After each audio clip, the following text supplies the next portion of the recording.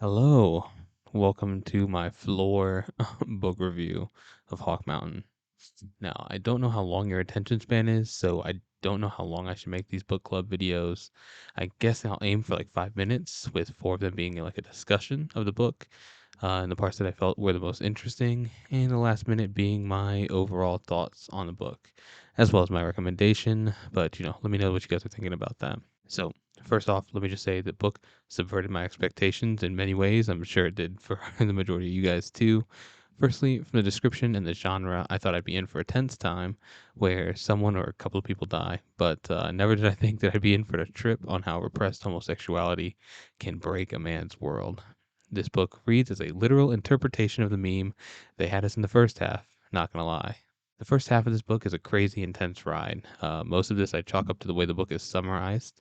As I was introduced to Jack and I saw him working his way into Todd's life, I steady waited for that other shoe to drop. What was Jack's ulterior motive? There's no way he came back into Todd's life after so many years just to bully him some more. It was kind of weird, and watching him make those moves, like our house and our son, made me internally cringe.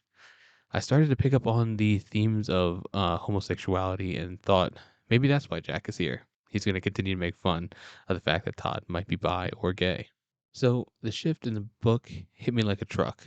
Never did I imagine that Todd would be the type to be a murderer, let alone that he would murder Jack. Up until the first strike, I had the idea firmly planted in my head that Jack was going to be the one to murder Todd, and when Todd sent Anthony outside and closed all the windows, I was fully expecting some kind of sexy time scene, and shortly afterwards would be when Jack's true intentions were revealed.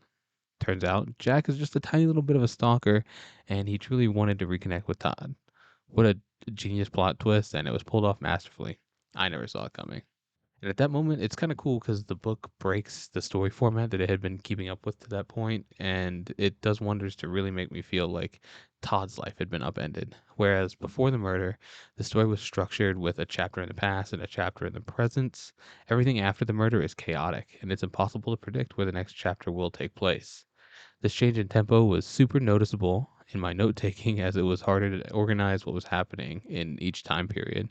And eventually, as Todd fell further into his mania, my note taking stopped altogether. I mean, you could also kind of just chuck that up to the fact that I kind of got bored with my note taking or wanted to listen to the book more. Um, okay, first off, I had to move because my roommate came in and I, tore everything down real quick and then set it all back up. So, let me jump back in.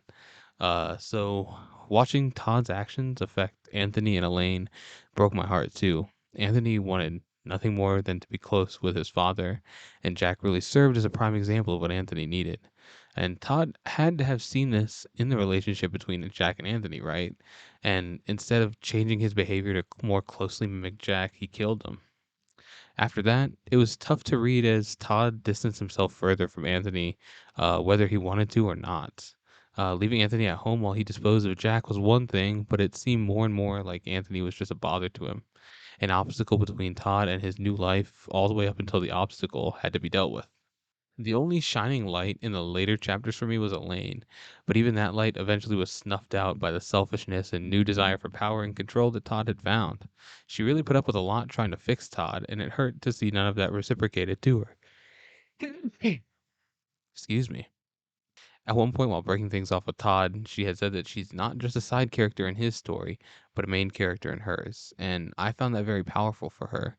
That drive and determination helped her not hook up with a murderer. And so that's a plus in my book. And so after reading the book, I decided to Google about Google about the book just to see how everybody else felt about it on the internet. And I came across the actual Hawk Mountain, and just like Bletchley Park from the Rose Code, it's now on my list of places to travel. It looks beautiful. I should really just start coming up with a list of places that the books have made me want to travel because now we're 2 for 3 on that front. It seems like such a lovely spot, and I can definitely see how one would be inclined to throw their kid from the peak of that mountain. I also did some research on the author too, with the amounts that the F slur is thrown around. I figured at least I should at least make sure that the author has the right to be saying that, right? One crazy thing I learned while researching is that Hunter Khabib is a stage name, and before taking to writing, he was a porn star. And that's where my journey down that rabbit hole ended. But I thought porn star to author was an interesting career move. Definitely one I have not seen before. A fun fact from his Wikipedia states that he came up with his moniker after watching two straight men dry hump each other outside of a bar in jest. And that is where Wikipedia stopped going down that rabbit hole because there is nothing about how that experience relates to his moniker other than his Syrian heritage being the reasoning he picked the surname Habib. Connor Habib has also won many awards for his work, including the Gay Vienna Award for Best Newcomer, and he was a co-recipient of the Ravens Eden Award for Best All-Male Threesome. Probably my favorite award of his, however, was the award for Best Supporting Actor in his performance in Dad Goes to College, which must just be a fun story of a dad rediscovering his love for learning beside his kid. Like I said earlier, I don't know what your attention span is like, and this is getting a little rambly and probably definitely over 5 minutes. So let me just go ahead and wrap up with some overall thoughts and my recommendation. Hawk Mountain was a great tale of gaslighting and manipulation between two sworn enemies who had the potential to be lovers. I very much enjoyed the twist and the mental decline that followed afterwards. If we're being for real though, Todd would never have been able to get away with that, especially after Elaine found those teeth. What a miracle for Todd that she didn't see the fillings or the less crushed pieces of tooth. I like to think that right after the book ends, the police knock on his door like, yo, what the fuck? You're under arrest. Because there were definitely several plot lines left open, like those kids outside the diner that saw Jack and Todd together.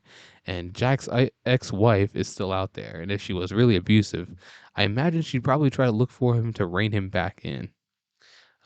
Anyway, let me not go into all that because I genuinely enjoyed the book and its many twists and turns and suspenseful moments, and they did really keep me invested in the entire time. On the recommendation scale, it definitely gets a yes from me.